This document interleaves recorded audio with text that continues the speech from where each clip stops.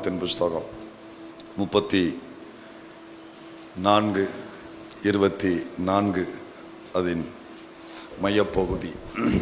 உங்கள் எல்லைகளை விஸ்தாரமாக்குவேன். போதும்.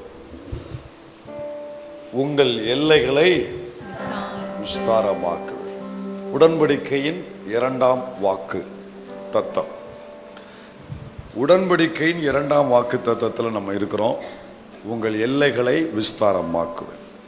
அப்போ எல்லை விஸ்தாரமாகணும்னா என்னுடைய வாழ்க்கையில் சில காரியங்களில், என்னுடைய எல்லைகளில் சில காரியத்தை தேவன் விரும்புகிறார். ஏன் எல்லைகள்? எனக்குரிய எல்லைகள். அவரவர்களுக்குரிய எல்லைகளில் தேவன் சில காரியத்தை என்ன செய்கிறார்? விரும்புகிறார். விஸ்தாரம் அவராக்குவார்.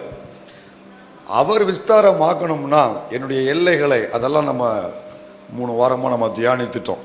ஸோ என்னென்ன எல்லைகளெல்லாம் ஆண்டவர் நமக்கு விஸ்தாரமாக்குவார், என்னென்ன எல்லைகளெல்லாம் தேவன் நமக்கு விரிவாக்கி கொடுப்பார் அப்படின்னு அவர்களுக்கு என்ன சொன்னார், நமக்கு என்ன சொல்லி இருக்கிறாரு, எந்தெந்த பகுதிகளெலாம் நமக்கு ஒரு விஸ்தாரம் தேவை, எல்லாம் நம்ம பார்த்தாச்சு.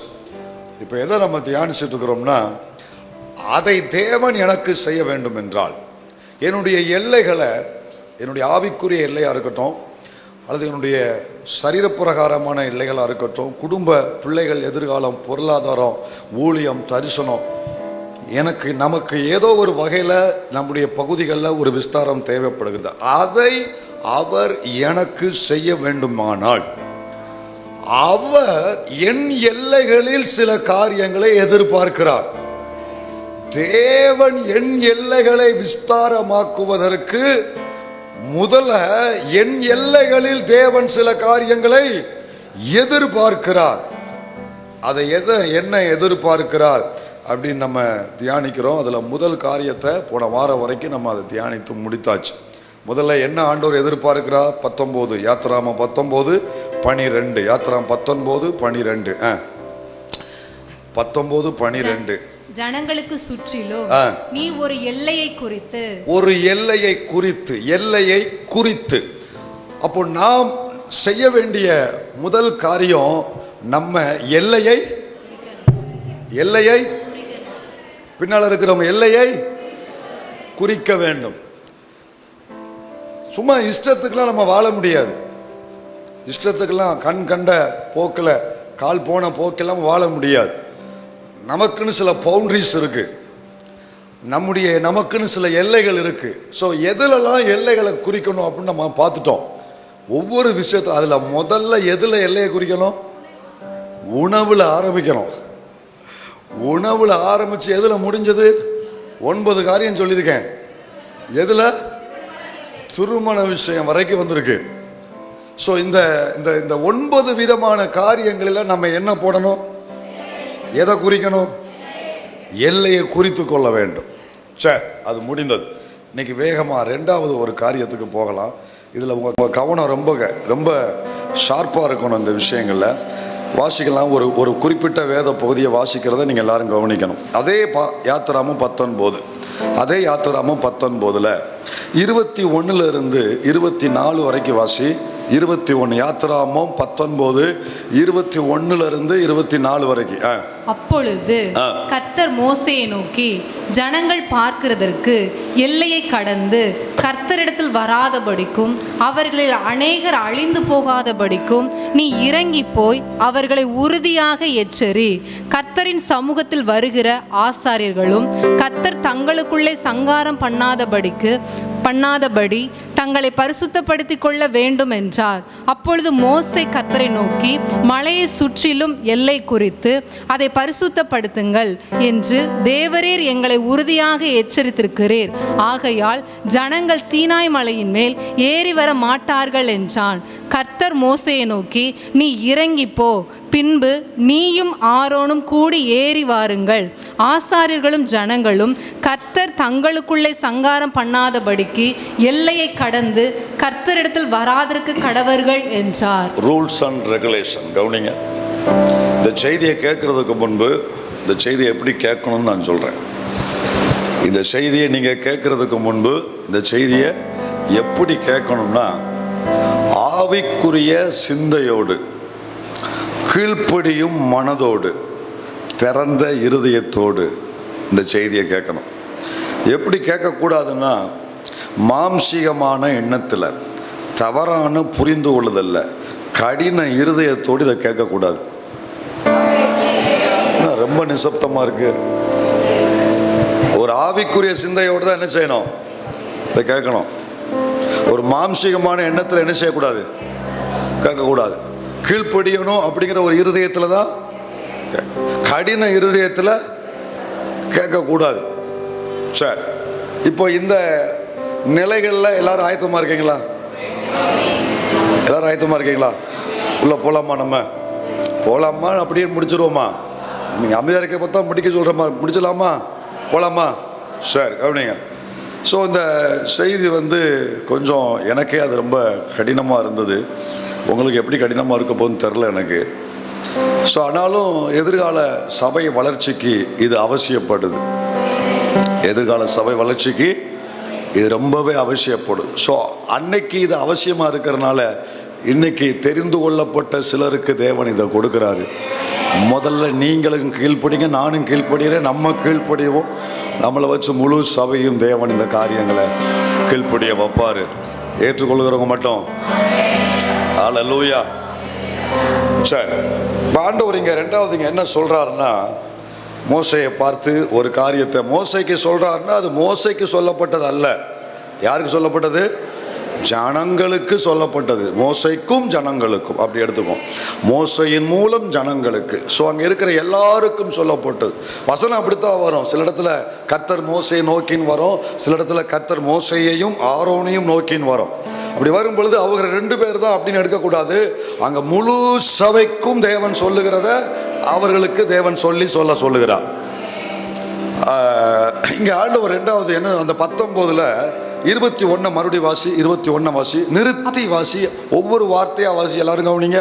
அப்பொழுது கர்த்தர் மோசேயை நோக்கி, ஜனங்கள் பார்க்கிறதற்கு எல்லையை கடந்து கர்த்தரிடத்தில் வராதபடிக்கும் அவர்களில் அநேகர் அழிந்து போகாதபடிக்கும். அப்படி எல்லையை கடந்து வந்தா என்ன ஆகுன்னு சொல்றாரு?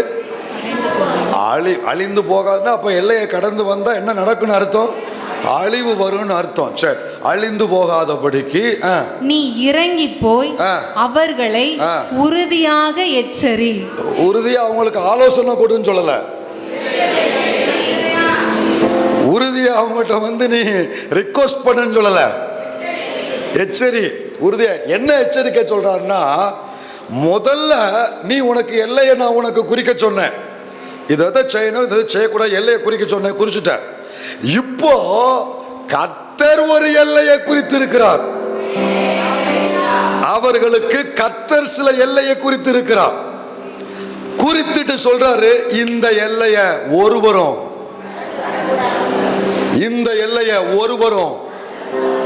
மீறி வரக்கூடாது. நான் ஒரு எல்லையை போட்டிருக்கிறேன், மலையை சுற்றிலும் எல்லையை போடு, இதுக்கு மேல இந்த மலையின் அருகே யாரும் என்ன செய்யக்கூடாது? வரக்கூடாது. யாரும் வரக்கூடாது. மனுஷன் மட்டுமல்ல, மிருகஜீவனும் வரக்கூடாது. அந்த எல்லையை யாரும் மீறக்கூடாது. கடந்து வராதபடிக்குன்னா அதை மீறக்கூடாது. அப்போ ரெண்டாவது கர்த்தர் நமது எல்லைகளில் நாம் செய்யும்படி தேவன் நமக்கு கொடுக்கிற கட்டளை என்னன்னா, எல்லையை மீறக்கூடாது. இப்போ புரியாது, ஆமீன் சொல்லுங்க. அடுத்து போக புரியும். அடுத்து ரொம்பவே அளவுக்கு மிஞ்சி புரியும். அடுத்து எல்லையை மீறக்கூடாது. முதல்ல என்ன சொன்னார்? எல்லை குறித்துக்கோள். இப்ப சொல்ற எல்லையை மீறக்கூடாது. ஒரு எல்லையை போட்டிருக்காரு கர்த்தர். மோசேக்கு ஒரு எல்லை, ஆரோனுக்கு ஒரு எல்லை, இஸ்ரவேலர்களுக்கு ஒரு எல்லை, லேவியர்களுக்கு ஒரு எல்லை, ஆசாரிப்பு கூடார வேலைகளை செய்கிறவர்களுக்கு ஒரு எல்லை. எல்லாருக்கும் கர்த்தர் என்ன போட்டார்? எல்லையை போட்டார். மொத்த சமஸ்த சபைக்கும் கர்த்தர் என்ன போட்டார்? எல்லையை போட்டு சொல்ற, ஒருத்தனும் இதுல மீறி வரக்கூடாது. எல்லையை மீறாதிருப்போமாக. இந்த ஊழியத்துல, இந்த சபையில இருக்கிற நீங்களும் நானும் கர்த்தர் போட்டிருக்கிற எல்லையை மீறாதபடி ஒரு பயம் நம் இருதயத்தில் எப்பொழுதும் இருப்பதாக. அந்த துணிகர இருதயம் ஒருவருக்குள்ளும் வராதிருப்பதாக. அதற்கு பரிசுத்த ஆவியானவருடைய கிரியைகள் சபையில வெளிப்படுவதாக. எல்லை மீறக்கூடாது, எல்லை மீறப்படக்கூடாது. அது குழந்தையானாலும் சரி, வாலிபரானாலும் சரி, முதியவரானாலும் சரி, வளர்ந்தவரானாலும் சரி, ஆரம்பத்தில் உள்ளவரானாலும் சரி, ஊழியரானாலும் சரி, விசுவாசியானாலும் சரி, யாரானாலும் சரி, கர்த்தர் குறித்த எல்லையை மீறாதபடிக்கு இருதயத்தில் எப்பொழுதும் தேவ பயம் குடிகொண்டிருப்பதாக. கண்ணை மூடி ஒரு சின்ன ஜெபம் பண்ணுவோம். எல்லாரும் சேர்ந்து ஜெபம் பண்ணுவோம். இந்த செய்தியை உள்வாங்கவும், கீழ்ப்படியவும், உமக்கு பயப்படவும், எல்லையை நாங்கள் மீறாதபடிக்கு கவனமாக இருக்கவும் கர்த்தர் எங்களுக்கு உதவி செய்யுங்கப்பா. அந்த பயத்தை எங்கள் இருதயத்தில் தாங்கப்பா. தேவ பயம் எங்கள் இருதயத்தில் குடிகொண்டிருப்பதாக. எனக்கு, என் குடும்பத்தில் இருக்கிற அனைவருக்கும், எங்கள் சபையில் இருக்கிற எல்லாருக்குள்ளும் இந்த இருதயம் வருவதாக. ஒருவராகிலும் விடப்படாதபடி இந்த இருதயம் வருவதாக. தேங்க்யூ. ஆனால் ஆண்டவர் ரொம்ப கட்டளை கொடுத்து இதை ஸ்ட்ரிக்டாக சொன்னார். எல்லையை மீறாதீங்க. நீங்கள் நான் சொல்லியிருக்கிறேன், நான் கட்டளை கொடுத்துருக்கிறேன். அதை மீறி நீ எல்லையை மீறி வாரேன்னா அந்த விஷயத்தில் நான் சொல்லி ஏன் தேவன் அங்கே கோபம் கொள்ளுகிறார், ஏன் கர்த்தர் அங்கே சில விரும்பத்தகாத காரியங்களை அனுமதிக்கிறார்னா, நான் சொன்னதுக்கப்புறம் நீ செய்கிறேன்னா நான் சொல்லி என்ன பிரயோஜனம்? அப்போ எனக்கு என்ன மரியாதை, எனக்கு என்ன கனம், எனக்கு என்ன நீ கீழ்ப்படுகிற? இதைத்தான் தேவன் பார்க்குறார். நான் செஞ்சது இதுதானே, அதை அல்ல, இதைத்தால நான் பறித்து சாப்பிட்டேன், இதில் என்ன தவறு இருக்குது? நீங்கள் உங்கள் சைடு வாதத்தை நீங்கள் வைக்கலாம், இது சின்ன விஷயம் தானே, இதில் என்ன?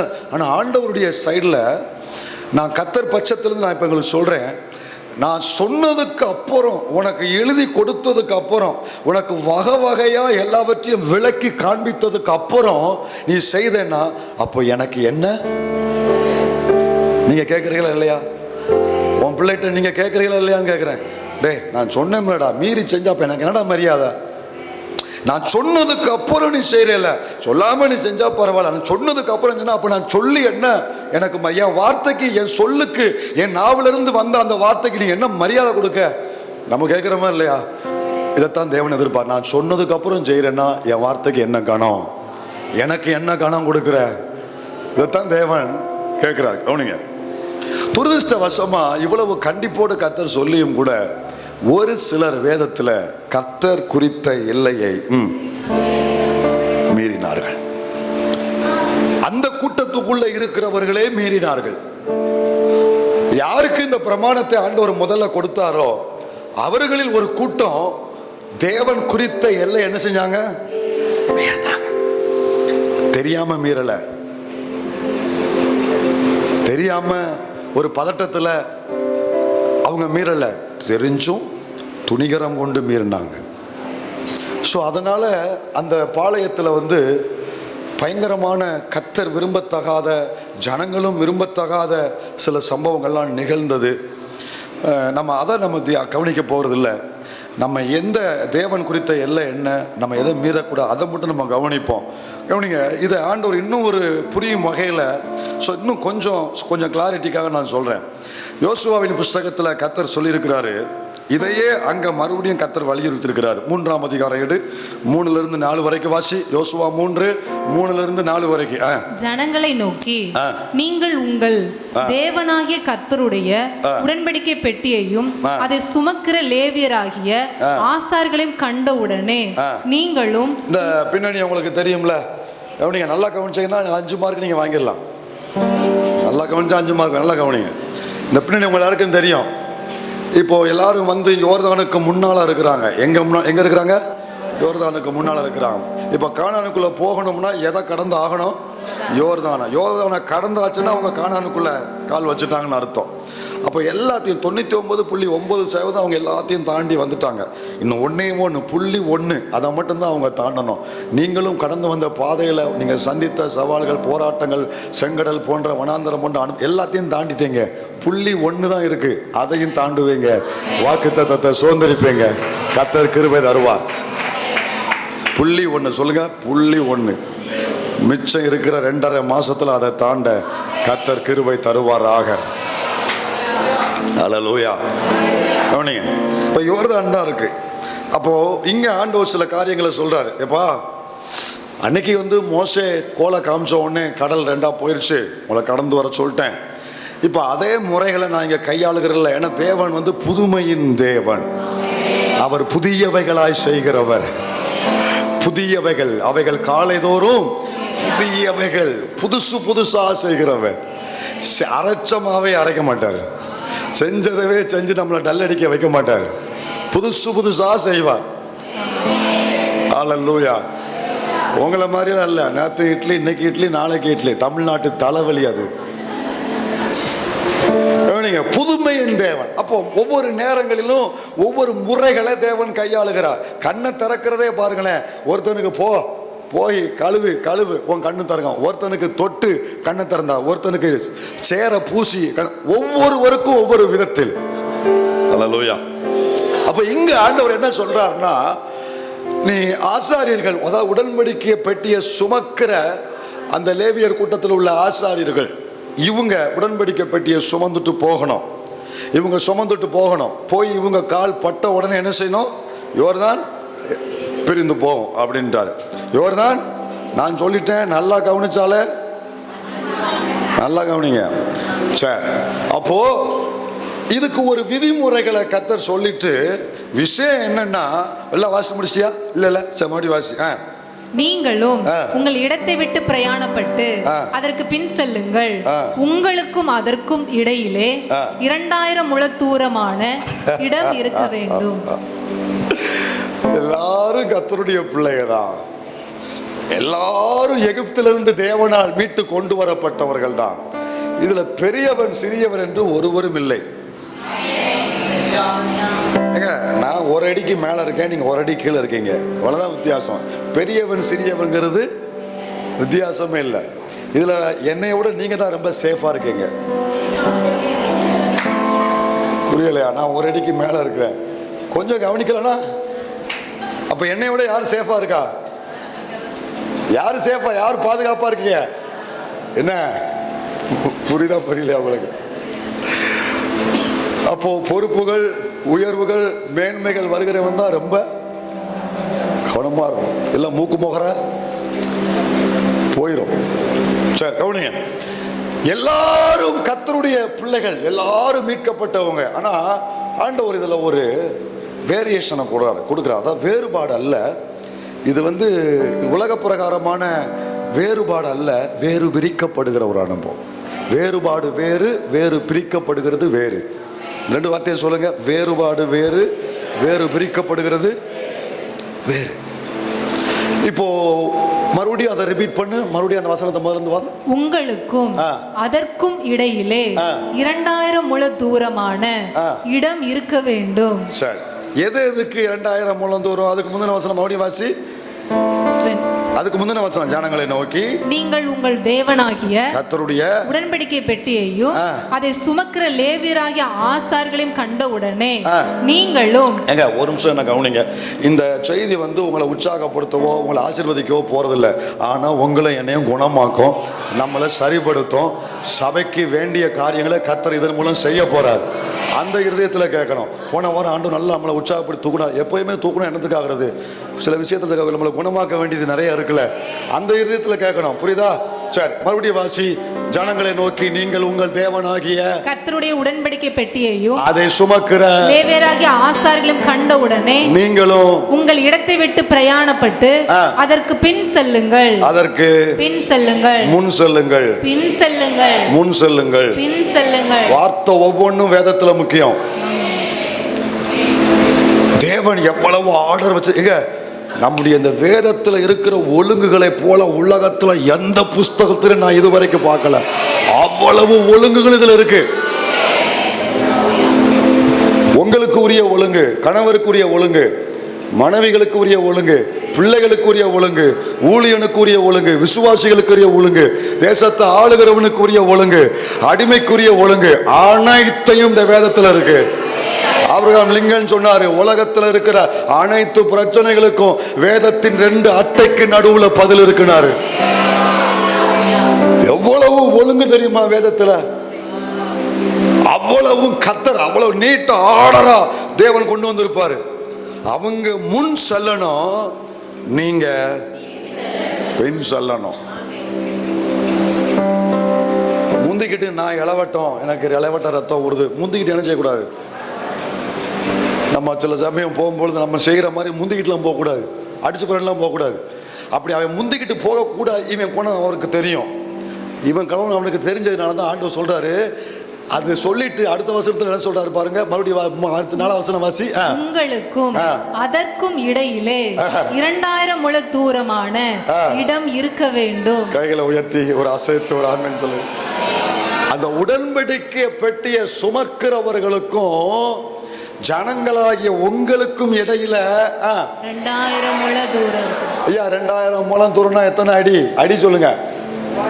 3000 அடி. 3000 அடி தூரம். இங்க இருந்து இது 60 அடி, இது 60 அடி. இந்த சவர்ல இருந்து அந்த சவர் வரைக்கும் இத மாதிரி 3000 அடி தூரம் இவர்களுக்கும் அவர்களுக்கு இடையில இருக்கணும். இது எதுக்கு ஆண்டவர் இப்படி சொல்றாரு? இது எதுக்கு இப்படி எல்லாம் செய்யணும்? அது போக போக உங்களுக்கு புரியும். சொன்னா அதை செய்யணும்.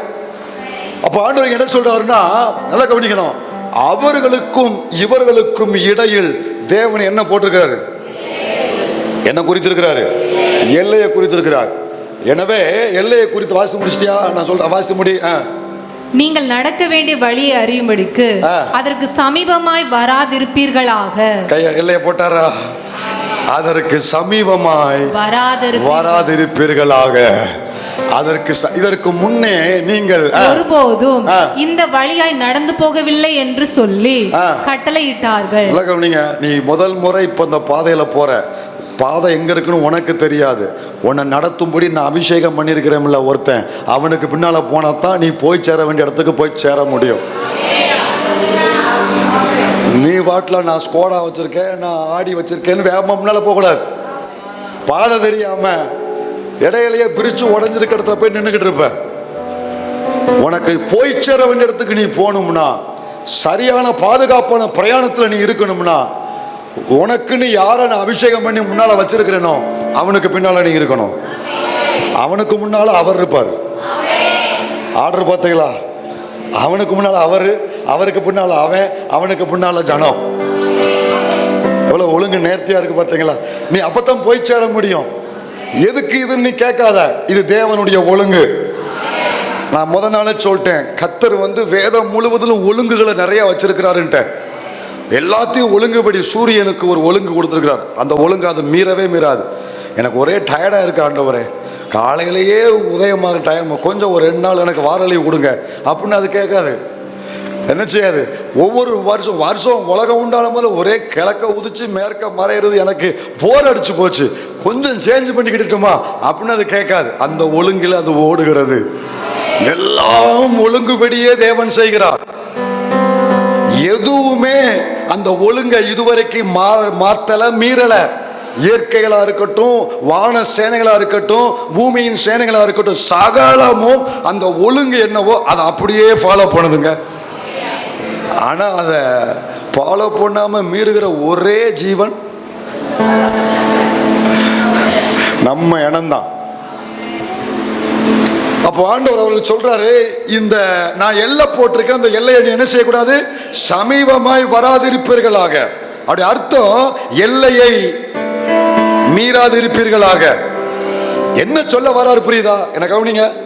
இதான் எல்லை, அங்க அவன், இங்க நீ ஒன்னோல போய்கிட்டு இருங்க. எல்லைய மீறாதீங்க, இந்த எல்லையை தாண்டாதீங்க. இல்ல என்ன சொல்லாருன்னா, அவனுக்கு ஒரு எல்லையை நீ அவன் வச்சிருக்கிறேன், உங்களுக்கு ஒரு எல்லையை வச்சிருக்கிறேன். உன் எல்லையை தாண்டி அடுத்த எல்லைக்குள்ள நீ போகக்கூடாது. உனக்கு இல்லாத, உனக்கு இராத, உனக்கு குறிக்காத எல்லைக்குள்ள நீ போகக்கூடாது. உனக்கு தேவன் கொடுக்காத ஸ்தானத்துக்குள்ள நீ போகக்கூடாது. அவரவர் ஸ்தானத்தில் அவரவர் எல்லையில் இருப்பதுதான் அவர்களுக்கும் பாதுகாப்பு. அவர்களை தெரிந்து கொண்ட தேவ நோக்கம் நிறைவேறுவதற்கும் அதுதான் ஏதுவானது. ஆனா சிலர் தேவன் குறித்த எல்லைய துணிகரமாய் செயல்பட்டு மீறினாங்க. அதனால சில விளைவுகளை சந்தித்தாங்க. கொஞ்சம் அவர்களை நம்ம அது யாருன்னு கண்டுபிடிப்போம். அது 2-3 நிறைய பேர் இருக்காங்க பைபிளில், அதை நம்ம யாருன்னு கண்டுபிடிக்கலாம். அதுக்கு முன்னால கொஞ்சம் இந்த பின்னணிங்கிறது வம்ச வரலாறு பின்னணிக்குள்ள கொஞ்சம் போயிட்டு வரேன். வம்ச வரலாறு இதில் இப்படியே நின்றுக்கோங்க, இப்படியே நின்னுக்கோங்க, பக்கத்தில் கை கொடுத்து சொல்லுங்க, கொஞ்சம் வெயிட் பண்ணுங்கன்னு சொல்லுங்க. இதை அப்படியே ஸ்டாப் பண்ணிக்கோங்க. இப்போ ஒரு 10 நிமிஷம் அல்லது ஒரு 15 நிமிஷம் வம்ச வரலாறுக்குள்ள கொஞ்சம் போயிட்டு வருவோம். வம்ச வரலாறுக்குள்ள அப்பதான் இது நமக்கு ஒரு தொடர்பு கிடைக்கும், உங்களுக்கு புரியும். யாக்கோப்புக்கு எத்தனை பசங்க? ஆம்பளை பிள்ளைங்க 12 பிள்ளைகள். 12 பிள்ளைகளையும் கர்த்தர் யாராய் மாற்றினார்? கோத்திர பிதாக்களாய் மாற்றினார். 12 குமாரர்களையும் தேவன் கோத்திரத்தின் 12 பிதாக்களாய் மாற்றினார். இந்த 12 பிள்ளைகளில் உங்க பைபிள்ல பழைய பிரிண்டிங்கா இருந்தா பின்னால அந்த இது புதுசா இருக்கனால இதுல கொடுக்கல. இதுல கொடுத்துருக்காங்களா? அந்த கோத்திர பிதாக்கள் பட்டியல் இருக்கும் பாருங்க, 12. இதுவும் புதுசு, இதுல இருக்காது. பழைய பைபிள் யார்ட்டியா இருக்கா? அந்த அவட்ட இருக்கு, வாசி பார்க்கலாம். 12 வாசி. எல்லாரும் கவனிங்க, எல்லாரும் கவனிங்க. பழைய பைபிள் இருந்தால் மட்டும் பாருங்க, புது பிரிண்டிங்ல இருக்காது. நிறைய பிக்சர்ஸ் கொடுக்கறதுனால அது இருக்காது, பழைய பிரிண்டிங்ல தான் இருக்கும். வாசி பார்க்கலாம். 12 கோத்திர பிதாக்கள் பேரை வாசி. ரூபன், சிமியோன், 3வது யூதா, 4வது செபுலோன், 5வது இசக்கார், 6வது தான், 7வது காத், 8வது ஆசேர், 9வது நப்தலி, 10வது எப்ராயிம், 11 மனாசே, 12 பென்யமீன். இதுல நல்லா கவனிச்சீங்கன்னா யாக்கோபுடைய 12 பிள்ளைங்க பேர் வந்துருச்சான்னு கேட்டேன். பதில் ஆமா இல்ல, ரெண்டுல ஏதாவது ஒரு பதில் வேணும். வந்துருச்சா இல்லையா? யாரு பேர் மிஸ்ஸிங்? ஆளுகளை பார். அவன் பிள்ளைதான் 2 வந்திருக்கான்ல, அது அவன் பங்கு வந்துருச்சுல.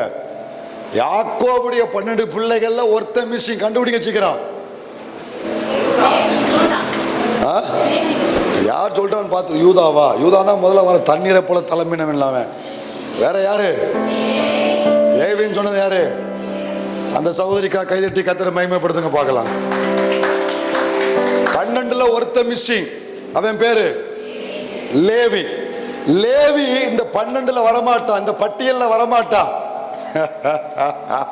அவன் வேற பட்டியல்ல வருவான்.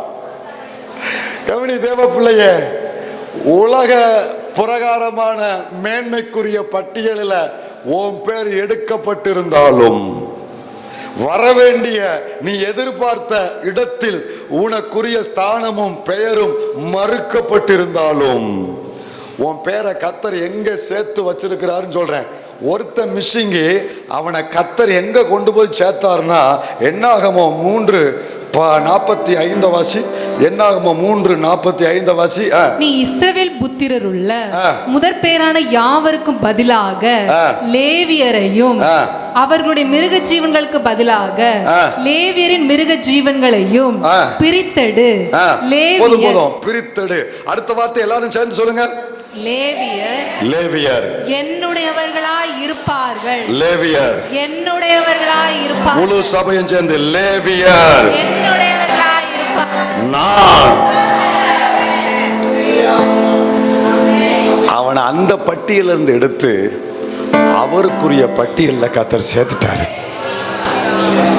கர்த்தர் உன்னை பலப்படுத்துவாராக. இப்போ அந்த பத்திரிகையில் உன் பேரை போட மாட்டேன்னு மறுத்தாங்கல்ல, உனக்குரிய அந்த மதிப்பு கனத்தை உலகம் உன் உறவுகள் கொடுக்க கூடாதுன்னு சொல்லி திட்டமிட்டு உன்னை ஓரங்கட்டினார்கள்ல, அன்னைக்கு அதில் அந்த பத்திரிகை இன்னைக்கு குப்பையை போட்டாது வேற மாதிரி பேர்.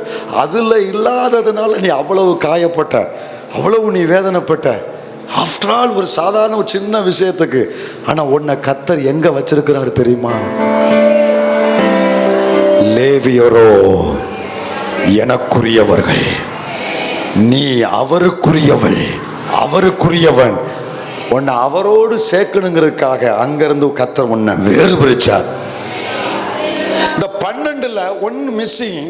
அந்த 1 கர்த்தர் சொல்றாரு, லேவியர் எனக்கு உரியவர்களாய் இருப்பார்கள், நான் கர்த்தர். அந்த லேவிய கர்த்தர் இவனுக்குன்னு ஆண்டவர் தனக்குன்னு எடுத்துக்கொண்டார். மத்த அந்த அப்போ கவனிங்க, இப்ப என் கூட வாங்க. மொத்தம் எத்தனை பேர் சொன்னேன்? 12. 12ல ஒருத்த லேவி. இந்த லேவிய கர்த்தர் தனக்குன்னு எடுத்துட்டாரு. அப்போ இதுல யோசேப்புக்கு மட்டும் ஆண்டவர் எத்தனை பங்கு கொடுத்திருக்காரு? 2 மடங்கு பங்கு கொடுத்திருக்கிறாரு. அப்போ யோசேப்பு பேர் வரலன்னு யோசிக்காதீங்க. யோசேப்புக்கும் அந்த லேவிக்கும் இருக்கிற அந்த 2 கர்த்தர் யோசேப்பினுடைய பிள்ளைகள் எப்ராயிம், மனாசே, எப்ராயிம் இந்த ரெண்டையும் உள்ள சேர்த்தார். இதுதான் இதனுடைய விளக்கம். இது போதும், நமக்கு இது போக போறது இல்லை. கவனிங்க, இந்த லேவியருக்குள்ள அது கவனிங்க, மொத்த லேவியருடைய கூட்டத்தையும் தேவன் யாருக்காய் பிரித்தெடுத்தா? கர்த்தருக்காய் பிரித்தெடுத்தார். அவர்கள் ஒவ்வொருவருக்கும் தேவன் ஒவ்வொரு வேலையை கொடுத்தார். அவருடைய ஆசாரிப்பு கூடாரத்தில் லேவியருக்கு மட்டும் என்ன வேலைன்னா, ஆசாரிப்பு கூடாரத்தின் வேலைகள். ஆசாரிப்பு கூடாரத்தில் 3 பகுதி, டக்குன்னு சொல்லுங்க. 1 பிரகாரம், இன்னொன்று பரிசுத்த ஸ்தலம், 3வது மகா பரிசுத்த ஸ்தலம்.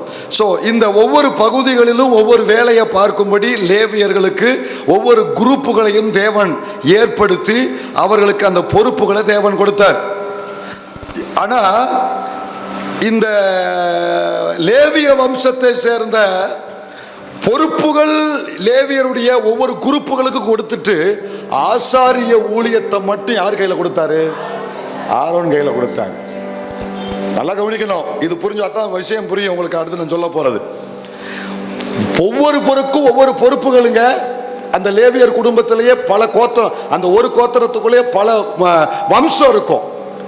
ஒரு தனி மனிதன், அந்த தனி மனிதனுக்கு ஒரு தகப்பன், அந்த தகப்பனுக்கு ஒரு வம்சம். கவனிங்க, யூதர்களுடைய அந்த பட்டியலை புரிந்து கொள்ளணும்னா, ஒரு தனி மனிதன், அவனுடைய தகப்பன், அவனுடைய வம்சம், அந்த வம்சத்துக்கு ஒரு கோத்திரம், 12 கோத்திரம் சேர்ந்து இஸ்ரவேலுடைய தேசம்.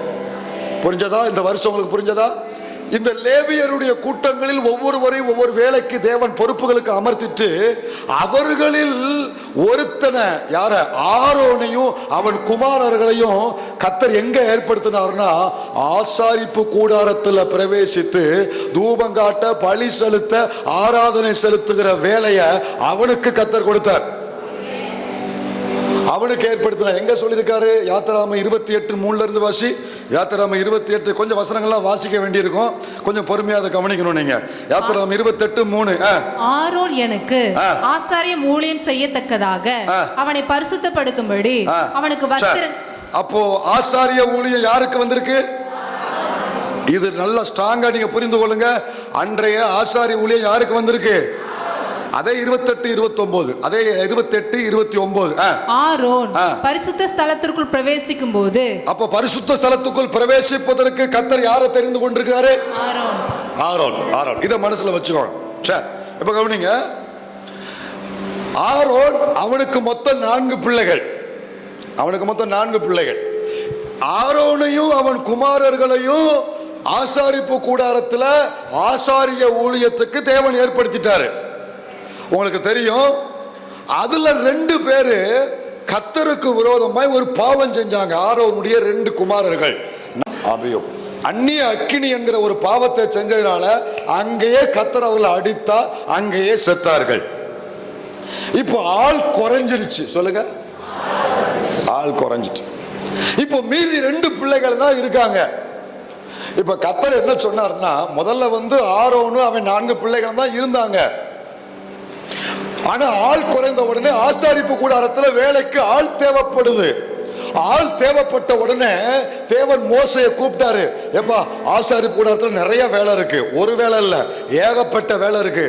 அந்த எல்லா வேலையும் ஆரோனும் அவன் 2 பிள்ளைகளை மட்டும் செய்ய முடியாது.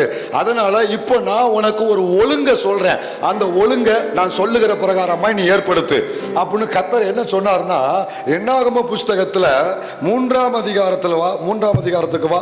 என்னாகம புஸ்தகத்தில் 3ஆம் அதிகாரத்துக்கு வந்து 5ல இருந்து வாசி பார்க்கலாம். 5ல இருந்து வாசி.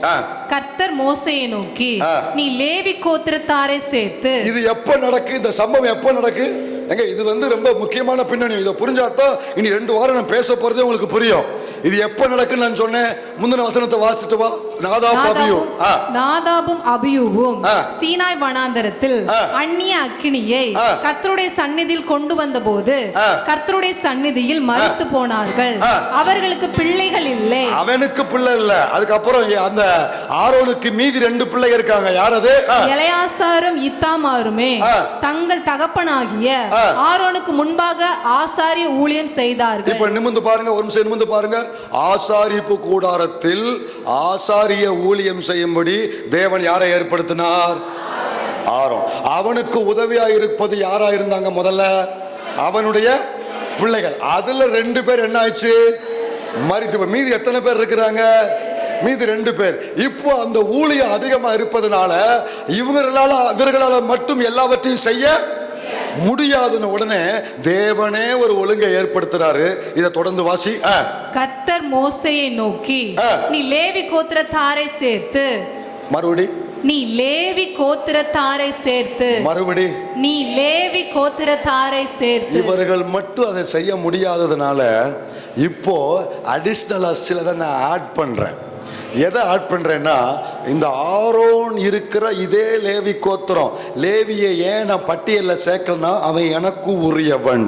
அதனால இந்த கோத்திரத்தை இவனோடு சேர்த்து இதுல ஊழியம் செய்யும்படி அவனை ஏற்படுத்து.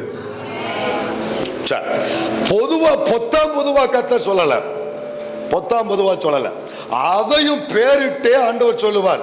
அதையும் எங்க பேரிட்டு சொல்றாருன்னா, என்னாகும்? அதே 3:17 வாசி. லேவியின் குமாரர் தங்கள் நாமங்களின்படியே கெர்சோன், கோகாத், மெராரி என்பவர்கள். இதுக்கு மேல நீ வாசித்த வசனங்கள்ல லேவி கோத்திரத்தை சேர்த்து இருக்குல்ல, அதை தொடர்ந்து உள்ள வார்த்தையை வாசித்து முடிச்சிரு. அவர்கள் ஆசாரியனாகிய ஆரோனுக்கு, நல்லா கவனிக்கணும், ஆசாரியனாகிய ஆரோனுக்கும் பணிவிடை செய்யும்படி அவர்களை நிறுத்து. அது மட்டும் இல்ல, ஆசாரியனாகிய ஆரோனுக்கு மட்டும் அசிஸ்டன்ட் இல்ல.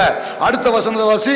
அவர்கள் ஆசாரிப்பு கூடாரத்துக்கு முன்பாக அவனுடைய காவலையும் எல்லா சபையின் காவலையும் காத்து வாசஸ்தலத்தின் பணிவிடை வேலைகளை செய்ய கடவர்கள். இதுவரைக்கும் புரிஞ்சவங்க மட்டும் அப்படி கையை அசைத்து ஒரு ஆமென் சொல்லுங்க. இது கிட்டத்தட்ட ஒரு சின்ன பைபிள் ஸ்டடி மாதிரியும் போகும். இதுக்கு நான் ஒரு சில முறை எடுத்து ஆக வேண்டியது இருக்கு. அடுத்து உங்களுக்கு புரியவே புரியாது. இப்ப மறுபடியும் ரிப்பீட் பண்றேன், நான் அதுக்கு கஷ்டப்படல, ரிப்பீட் பண்றேன், நல்லா கவனிங்க. ஆசாரிப்பு கூடாரத்தில் ஆசாரிய ஊழியம் செய்யும்படி தேவன் யாரை அபிஷேகனா? ஆரோன், அவனுடைய குமாரன். 2 பேர் இறந்துட்டான், மீதி 2 பேர். இவர்களை வைத்து மட்டும் ஊழியம் செய்ய முடியாது. இப்போ அடிஷனல் தேவன் யாரை ஆட் பண்றாரு? லேவி கோத்திரம். அந்த லேவி கோத்திரம் என்ன செய்யணும்னா, ஆசாரியனாகிய ஆரோனுக்கும் உதவியா இருக்கணும். அதே மாதிரி ஆசாரிப்பு கூடாரத்தில் உள்ள வேலைகளையும் கவனிக்கணும். இப்ப புரிஞ்சுச்சா? இதுல யாரு யாரு அப்படின்னு கர்த்தர் பேரிட்டு சொல்றாரு பாருங்க. அதுலயே 17 வாசி. லேவியின் குமாரர் தங்கள் நாமங்களின்படியே கெர்சோன். யாரு? கெர்சோன். கெர்சோன் யாரு? நம்ம ஊர்ல கெர்சோன் இருக்கீங்களா? கெர்சோன். கோகாத். கோகாத் வராட்டாலும் மனப்படம் பண்ணித்தான் ஆகணும். Gershon, Kohath, Merari. மெராரி. இன்னொரு முறை ரிப்பீட் பண்ணுங்க. Gershon, Kohath, Merari. இவர்கள் மூவர் யாரு? லேவியினுடைய குமாரர்கள். அந்த லேவி இருக்காமல, எந்த லேவி? யாக்கோப்புடைய பிள்ளை லேவி இருக்காமல, அவனுடைய அந்த மூர்க்கமான லேவி, அவன் பிள்ளைங்க 3 பேரு. அதுல 3 பேருடைய பேர் என்ன?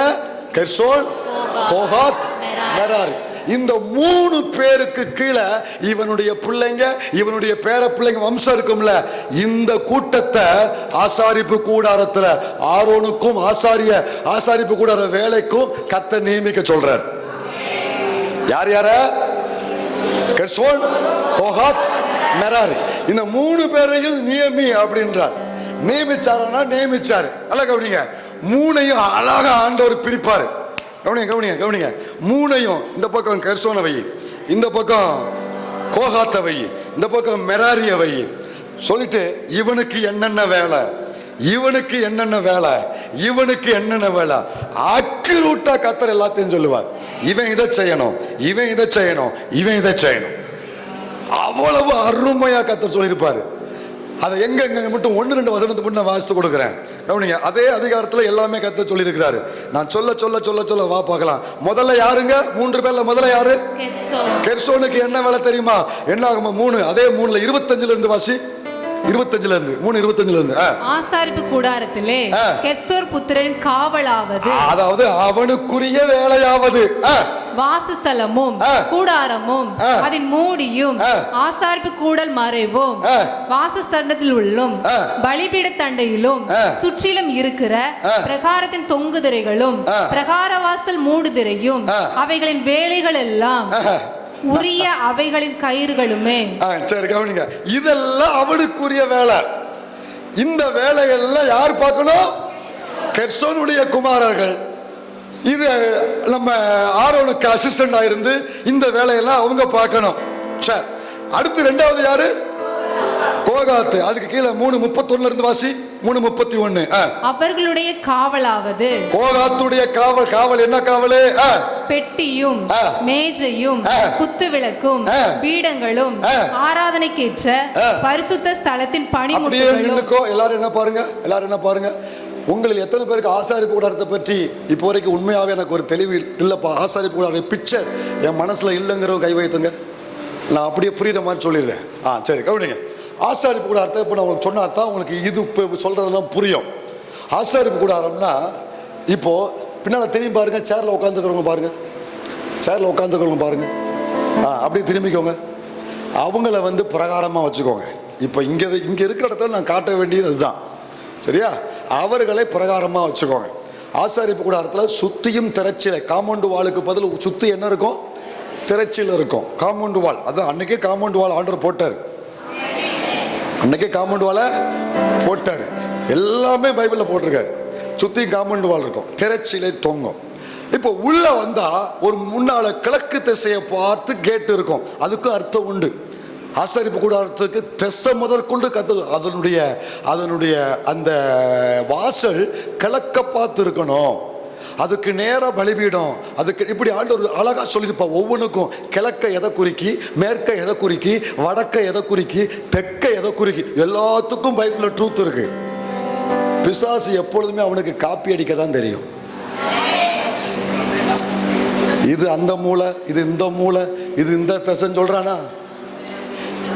தேவன் சொன்னதை அவர் பரிசுத்தமாய், அவர் தம்முடைய நாம மகிமைக்காக சொன்னதை அப்படியே அவன் காப்பியை கொடுத்து இங்க அசுத்தத்துக்கும் அருவருப்புக்கும் கீழ்ப்படியாமைக்கும் அதை திருப்பி விட்டுருப்பான்.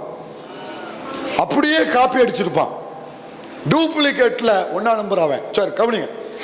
ஆசாரிப்பு கூடாரத்துல 3 பகுதி உண்டு. உங்க மனதில் உள்வாங்குங்க. இப்போ எத்தனை பகுதி உண்டு? முதல் பகுதிக்கு பேரு பிரகாரம். சொல்லுங்க.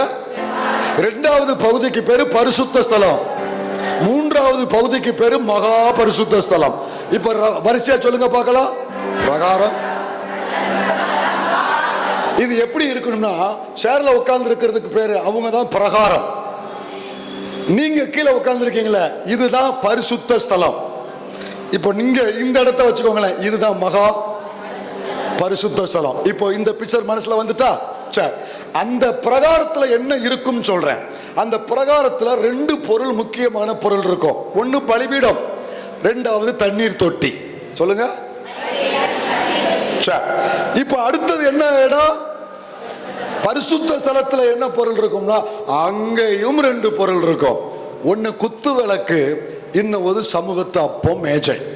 குத்து விளக்கு, சமூகத்து அப்போ மேஜை. சரி, மூன்றாவது என்ன ஸ்தலம்? அங்க ஒன்னே ஒண்ணுதான் இருக்கும், உடன்படிக்கை பெட்டி. அதுக்கு உள்ள 3 பொருள் இருக்கும். ஒன்னு கற்பலகை, 2 மன்னா, 3 ஆரோனின் துளிர்த்த கோல். இப்ப அப்படியே ரிப்பீட் பண்ணணுங்க. நீங்க கஷ்டப்பட்டு சொல்லிருக்கேன், ரிப்பீட் பண்ணுங்க. ஆசாரிப்பு கூடாரத்தை சுற்றிலும் என்ன கொடுக்கப்பட்டிருக்கும்? திரைச்சீலை. உள்ளுக்குள்ள எத்தனை பகுதியாய் பிரிக்கப்பட்டிருக்கும்? முதல் பகுதிக்கு பேரு ஒன்னுவோல சொல்லணும், கொஞ்சம் குறைச்சுக்கோ. முதல் பகுதிக்கு பேரு பிரகாரம். Very good. இரண்டாவது பகுதிக்கு பேரு வெரி குட். மூணாவது பகுதிக்கு பேரு, முதல் பகுதி என்ன பேரு? பிரகாரம். அந்த பிரகாரத்துல எத்தனை பொருள் இருக்கும்? என்னென்ன பொருள் இருக்கும்? பலிபீடமும் தண்ணீர் தொட்டியம். இன்னும் ஒரு முறை தெளிவா விளக்கமா பிக்சரோட பார்ப்போம். அப்படியா? இப்ப உள்ள வச்சுக்குவோங்க இதை. அடுத்து ரெண்டாவது என்ன ஸ்தானம்? அதுல எத்தனை பொருள் இருக்கும்? என்னென்ன பொருள் இருக்கும்? அதுல மன்னிக்கவும், ஒன்ன விட்ட 3 பொருள் இருக்கும். 3 பொருள் இருக்கும். ஒன்னு குத்து விளக்கு, 2 சமூகத்தப்பு மேஜை, நடுவுல தூபபீடம். நடுவுல தூபபீடம். சரி, இப்போ ரெண்டாவது பரிசுத்த ஸ்தலத்துல மொத்தம் எத்தனை பொருள் இருக்கும்? 3 பொருள். ஒன்னு ஒரு பக்கம் குத்து விளக்கு, ஒரு சைடுல குத்து விளக்கு, இன்னொரு சைடுல சமூகத்தப்பு மேஜை, நடுவுல தூபபீடம். சரி, அடுத்த ஸ்தானம் அதுல இருப்பது என்ன இருக்கு? உடன்படிக்கை அதுக்கு உள்ள இருப்பது 3. 1 கற்பலகை, மன்னா, பிசிக்ஸ் எடுத்த மாதிரி இருக்கா? இப்போ முதல்ல எனக்கு தெளிவா இல்லை அப்படின்னு சொன்னவங்களுக்கு மறுபடியும் எனக்கு இப்போ புரிஞ்சிருச்சுன்னு சொல்றவங்க மட்டும் கை வைத்துங்க. கர்த்தருக்கு தோத்திரம். அப்போ 5 பேர் தான் வைத்துனாங்க, இப்போ இவ்வளவு பேர் வைத்திருக்கீங்க.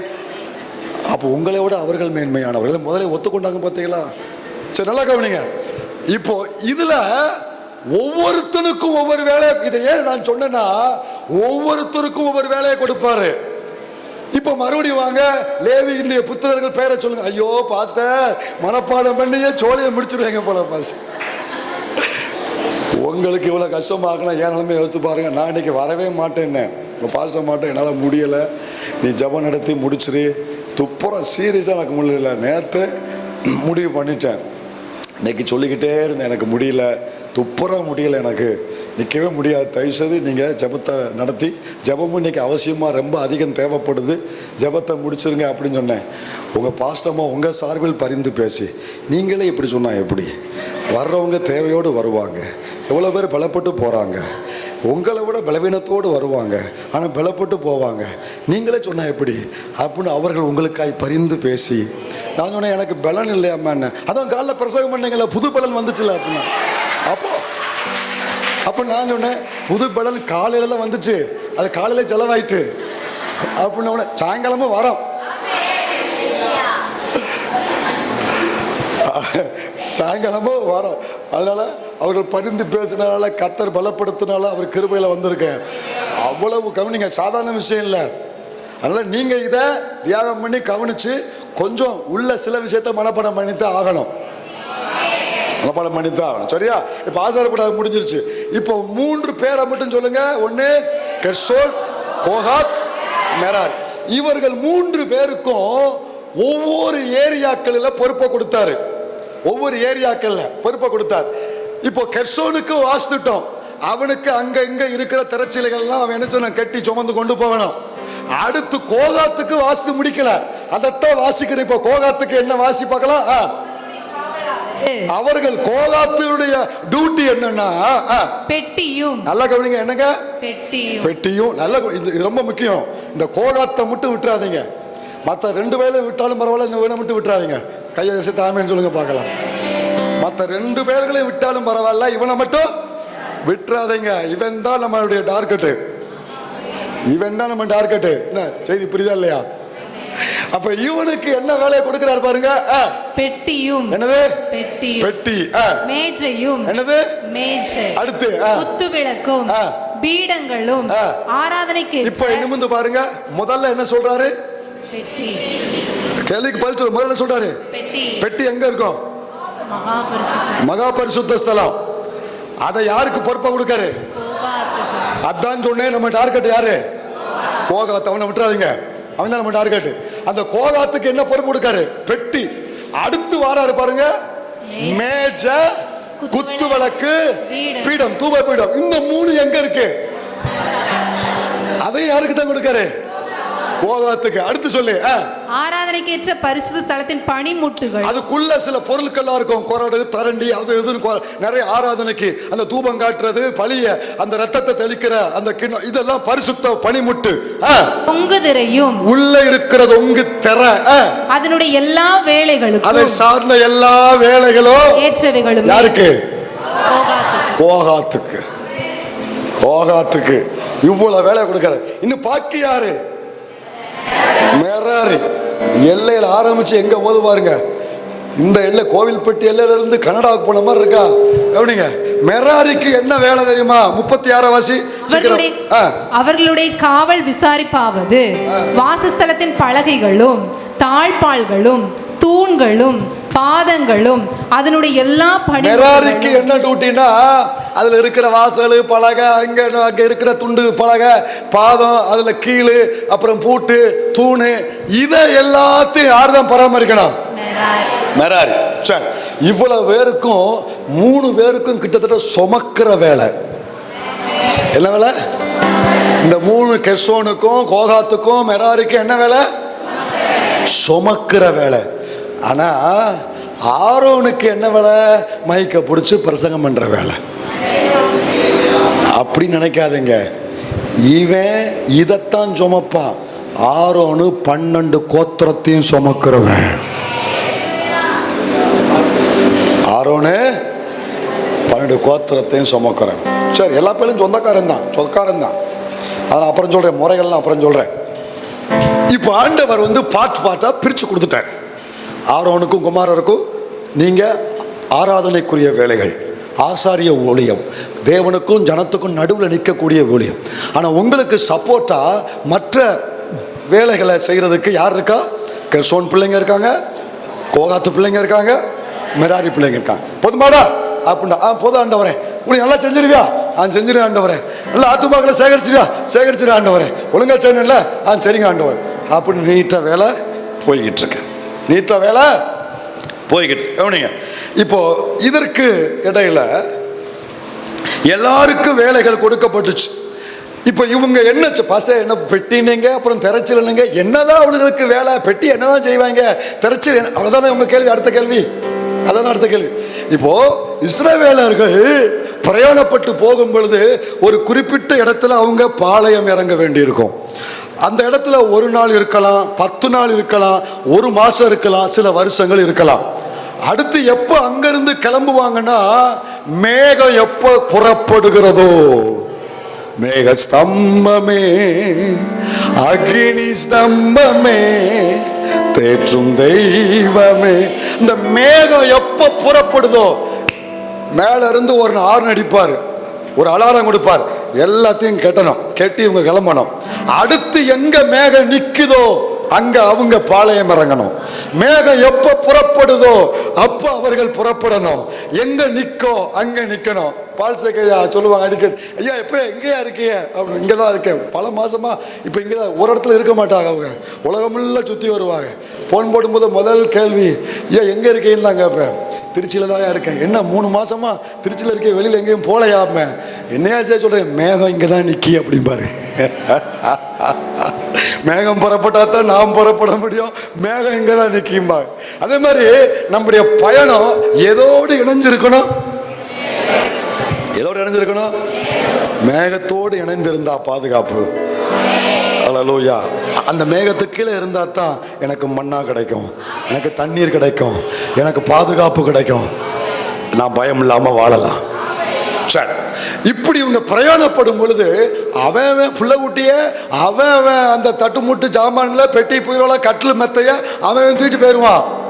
இந்த ஆசாரிப்பு கூடாரம் இருக்குல்ல, இதுல உள்ள பொருட்களை யார் யாருக்கு பிரித்து கொடுத்தாரோ அவர்கள் தான் இந்த பொருட்களை சுமந்து கொண்டு போக வேண்டும். ஒரு இடத்துல இருந்து புறப்படும் பொழுது அவர்கள் என்ன செய்யணும்னா, அது எல்லாவற்றையும் மூட வேண்டும். அதற்குரிய சில மெட்டீரியலை ஆண்டவர் சொல்லியிருப்பாரு. அந்த மெட்டீரியலை வச்சு இப்ப தண்ணீர் தொட்டினா தண்ணி தொட்டியை மூடணும். ஏன் மூட சொல்றாருன்னா, இத ஆசாரியனை தவிர, லேவியனை தவிர வேற ஒருத்தனும் பார்க்க கூடாது, ஒருத்தரும் பார்க்க கூடாது. மூடி இவர்கள் தூக்கி சுமந்து செல்ல வேண்டும். சுமந்து சென்று அங்கே மறுபடியும் எங்க கர்த்தர் பாளையம் இறங்க சொல்றாரோ அங்கே அதே முறைமைகளின்படி, கர்த்தர் மோசைக்கு சொன்ன எது எது எங்க இருக்க வேண்டும் என்கிற அதே முறைமைகளின்படி இதை மறுபடியும் இவங்க அதை ஒழுங்குபடுத்தி ஆசாரிப்பு கூடாரத்தை உருவாக்க வேண்டும். அப்புறம் புறப்படும் பொழுது சுமந்துட்டு போனோம். கொஞ்சம் யோசித்து பாருங்க, நமக்கு ஒருத்த சேரை எடுத்து போட்டு உட்கார்றதுக்கு நம்ம என்ன பாடுபடுறோம்? கொஞ்சம் யோசிச்சு பாருங்க.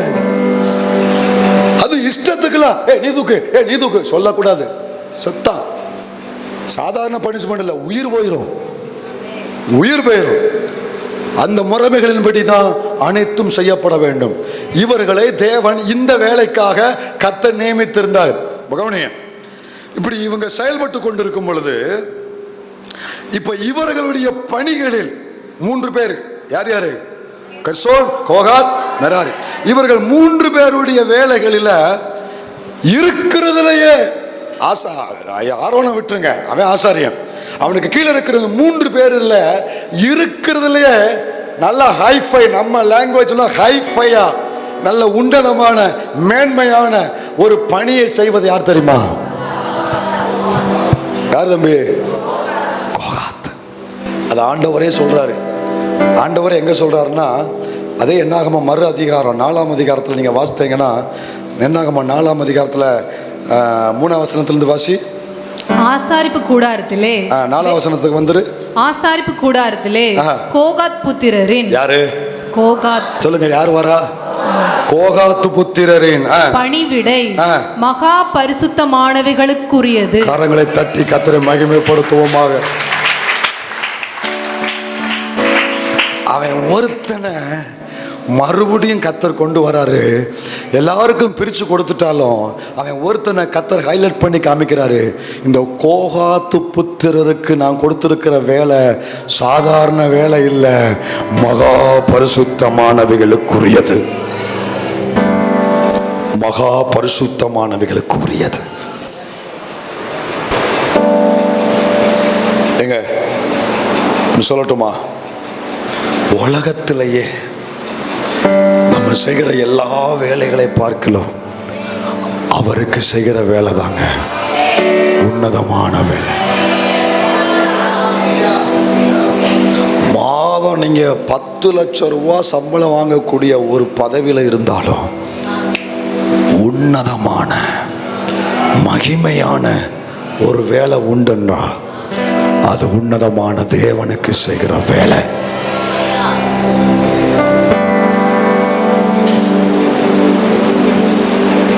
இன்னைக்கும் அன்னைக்கு எப்படி கர்த்தர் பிரித்தெடுத்து பொறுப்புகளை கொடுத்து ஊழியத்துக்கு நியமித்தாரோ, அதே போல இன்னைக்கும் கர்த்தர் தன்னுடைய வேலைக்கு தான் தெரிந்து கொண்டுகிற ஒரு கூட்டங்களை காலா காலங்களில் பிரித்தெடுத்து வேறு பிரித்து உருவாக்கி ஸ்தானத்தில் ஏற்படுத்துகிறார்.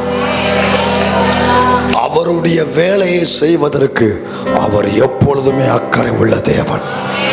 நாம் செயல்பட்டாலும் செயல்படாவிட்டாலும் நம் கண் முன்பதாக ஒரு கூட்டங்களை தேவன் உருவாக்கி கொண்டே இருப்பார். அவர் பனிமுட்டுகளை சுமப்பதற்கு, அவர் பெட்டியை சுமப்பதற்கு, அவர் பிரசன்னத்தை சுமப்பதற்கு, அவருடைய மகிமையை சுமப்பதற்கு, அவருடைய நன்மையை சுமப்பதற்கு, சுவிசேஷத்தை சுமப்பதற்கு, ரட்சிப்பின் செய்தியை சுமப்பதற்கு, அவருடைய ராஜ்யத்துக்கு இன்னைக்கும் கர்த்தர் தெரிந்து கொள்ளுகிறார். ஒரு சேலஞ்ச் பண்றேன் 12 கோத்திரத்தில் ஒரே ஒரு கோத்திரத்தில் அதுலயும் ஒரு 3 பேரை மட்டும் கர்த்தர் பிரித்தெடுத்து தன் வேலையை செய்யும்படி தேவன் நியமித்திருப்பாரானால் இது எத்தனை மேன்மையான ஒரு அனுபவம் தெரியுமா உங்களுக்கு? எவ்வளவு மகிமையான ஒரு ஸ்தானம் தெரியுமா உங்களுக்கு?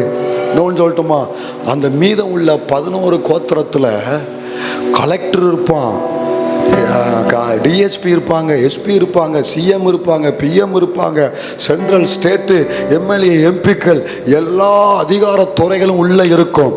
ஆனால் அவர்களுக்காக திறப்புல நிற்கக்கூடிய ஒரு மிகப்பெரிய ஒரு ஸ்தானம் இவனுக்கு கர்த்தர் கொடுத்திருந்தார். இன்னைக்கும் கர்த்தர் அதை செய்கிறார், எல்லா சபைகளிலும் செய்கிறார். எனக்கெல்லாம் நீ ஊழியத்துக்கு வரணும்னு சொல்லி எனக்கு யாரும் ஒரு ஒரு ஒரு மிஷன் கன்வென்ஷனில் உட்கார வச்சு ஒரு சேலஞ்ச், மிஷனரி சேலஞ்சு கொடுத்து அல்லது ஒப்பு கொடுக்க சொல்லி அப்படிலாம் எனக்கு யாரும் அந்த மாதிரி பண்ணலை. ரட்சிக்கப்பட்டேன் 99, 2000 அபிஷேகம் பெற்றேன். அதே 2000 ஜனவரியில் அபிஷேகம் பெற்றேன். 2000 ஏப்ரல் மேலே ஊழியத்துக்கு ஒப்பு கொடுத்தேன். ஜூன் மாதம் கைப்பறுதி எடுத்தேன், ஊழியம் செய்ய ஆரம்பித்தேன். அக்டோபர் நவம்பரில் சண்டே ஸ்கூல் ஆரம்பித்தேன். அதுக்கப்புறம் 2001 தெருக்களில் சண்டே ஸ்கூல் எடுக்க வச்சார். அப்புறம் 2001 அப்புறம் ஊழியத்துக்கு முழுமையாக கர்த்தர் அழைச்சிட்டாரு. என்னை பின்னால் யாரும் தள்ளவும் இல்லை, முன்னால் யாரும் இழுக்கவும் இல்லை. என்னை வேறு பிரித்ததும் உருவாக்கியதும் அபிஷேகம் பண்ணியதும் கர்த்தர் கொண்டு வந்ததும் அவர் மட்டும்தான். இதை ஏன் சொல்றேன்னா, இது எல்லா காலத்திலும் செய்தார் கர்த்தர் அவருடைய வேலைக்கு. இருக்கிறதுலே மேன்மையான வேலைங்க. ஆனால் இன்னொரு பக்கம் பார்த்தா உலகத்திலே இருக்கிறதுலையே பாடு நிறைஞ்சது தான்.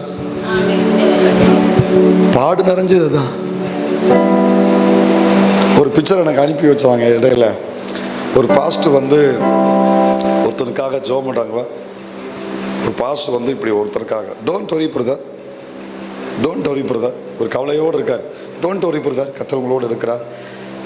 அப்படின்னு ஒரு பாஸ்டர் வந்து ஒருக்கா ஜெபம் பண்றாரு. அந்த பிக்சரை பார்த்தா பின்னால ஒரு கிட்டத்தட்ட ஒரு 100-110 கத்தி அவருக்கு பின்னால இருக்கும். ஒரு 110 கத்தி அவருக்கு முதுகுல குத்துன மாணிக்கு இருக்கும். அதெல்லாம் வச்சுக்கிட்டு இவர் ஆசீர்வதித்து ஜெபம் பண்றாரு. அப்போ உலகத்துல ஒரு புறம் பார்த்தா பாடு நிறைந்தது இதுதான். ஆனா நான் சொல்றேன், அதை விட நான் உங்களை உற்சாகப்படுத்துற வார்த்தையை பயன்படுத்துறேன், மேன்மையானது இதுக்கு என எதுவுமே இல்லை, எதுவுமே இல்லை. ஏன்னா இது என்ன வேலைன்னு சுருக்கமா சொல்றேன், ஒரு ஆத்துமாவை அவரோடு இணைக்கிற ஒரு ஊழியங்கிறது சாதாரண வேலை இல்லை. அவருக்கும் ஜனத்துக்கும் இடையில நிற்கிறது சாதாரண வேலை இல்லை, அது மேன்மையான வேலை. இது திறமையில வராது, வம்ச பட்டியலில் வராது. எங்க அப்பா என்ன பாஸ்டரா சொல்லுங்க, அவருக்கு அதுக்கு சம்பந்தம். மொத்த கோத்திரத்துல முதல்ல ரட்சிக்கப்பட்டது நான் தான். மொத்த கோத்திரத்துல முதல் ரட்சிக்கப்பட்டது நான் தான். எனக்கு அப்புறம் தான் அம்மா அப்பா எல்லாரும் வந்தாங்க. பிள்ளையார் ஐயாட்ட அவர் ரொம்ப உலக பிரசித்தி பெற்ற ஒரு சுவிசேஷ ஊழியர், உலகத்தில் நம்பர் 1 சுவிசேஷர். அவருடைய ஆரம்ப நாட்களில், அவர் இடைப்பட்ட நாட்களில் அவர்கிட்ட கேட்டாங்க, அந்த மொத்த அமெரிக்காவுடைய அன்றைய ஆளுங்கட்சியாக இருந்த கட்சி அவர்கிட்ட வந்து சொன்னாங்க, எங்கள் சார்பில் வரக்கூடிய எலெக்ஷனில் நீங்கள் நில்லுங்க. ஏன்னா அவர் ரொம்ப பிரபலியமானவர், நிச்சயம் அவர் வந்துடுவார், போட்டியின்றி வந்துடுவார், அந்த மாதிரி ஒரு. அப்போ அவர் சொன்னார், அவர் என்ன சொன்னார்னா, நான் இருக்கிற ஸ்தானத்தை விட்டு கீழே இறங்க நான் விரும்பலைனார். உலகத்துக்கே மொத்த உலகத்திலேயே பெரிய ஸ்தானமாக கருதப்படுகிறது ஸ்தானம் எதுனா US உடைய பிரசிடென்ட். அமெரிக்க தேசத்தினுடைய பிரசிடண்டாக இருப்பதான் முழு உலகத்துக்குமே மிகப்பெரிய ஸ்தானம். ஆனால் அவர் என்ன வார்த்தையை பயன்படுத்துறாருன்னா, நான் இருக்கிற ஸ்தானத்தை விட்டு கீழே இறங்க விரும்பலை. அப்ப என்ன சொல்றாருன்னா, அவருக்கு ஊழியம் செய்கிற அந்த ஸ்தானத்துக்கு கீழே தான் உலகத்தில் இருக்கிற அத்தனை ஸ்தானம்.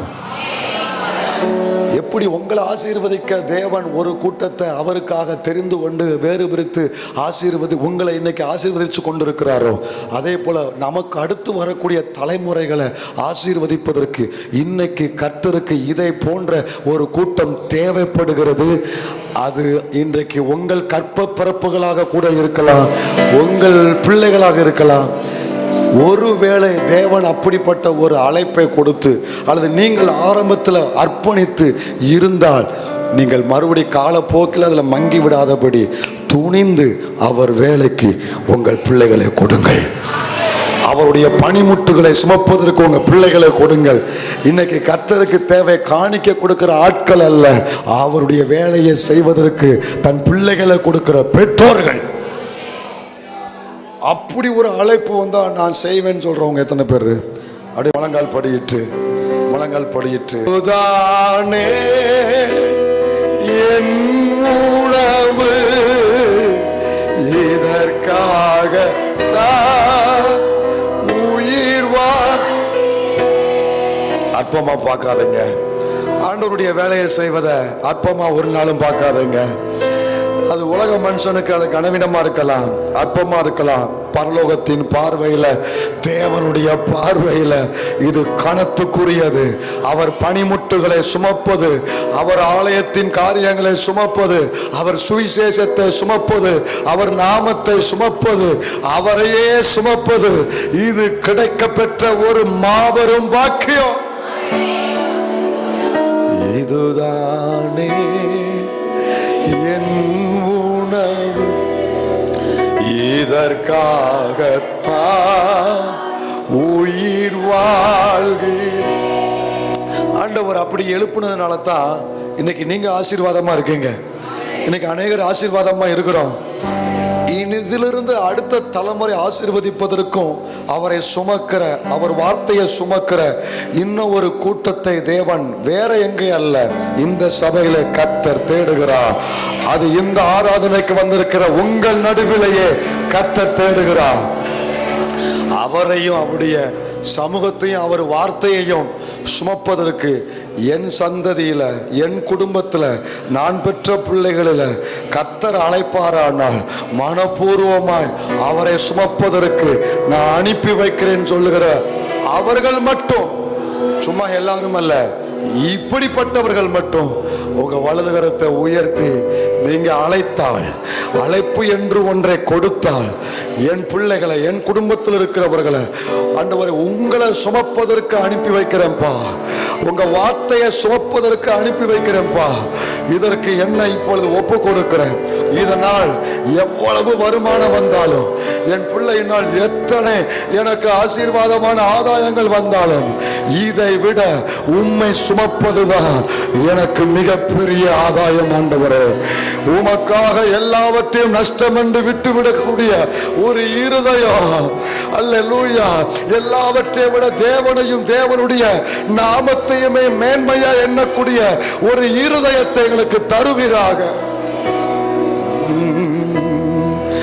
இதுதானே என் உணவு, இதற்காகத்தான் உயிர் வாழ். நீங்க உலகத்துக்கு கொடுத்தா, உலக மனுஷனுடைய கையில அவன் இருந்து வேலை செஞ்சு உங்களுக்கு கொடுப்பான். கர்த்தருக்கு கொடுத்தா சர்வ வல்லவர் கையில உங்க பிள்ளை இருப்பான், சர்வ வல்லவர் கையில இருப்பான். உலகத்துல ஒரு கம்பெனிக்கு கொடுத்தா உங்க வயிறு பசி மட்டும்தான் ஆறும். ஆனா கர்த்தருக்கு கொடுத்தா ஒரு பெரும் கூட்டம் பசி ஆறுவதற்கு உங்க பிள்ளைகள் பயன்படுவார்கள்.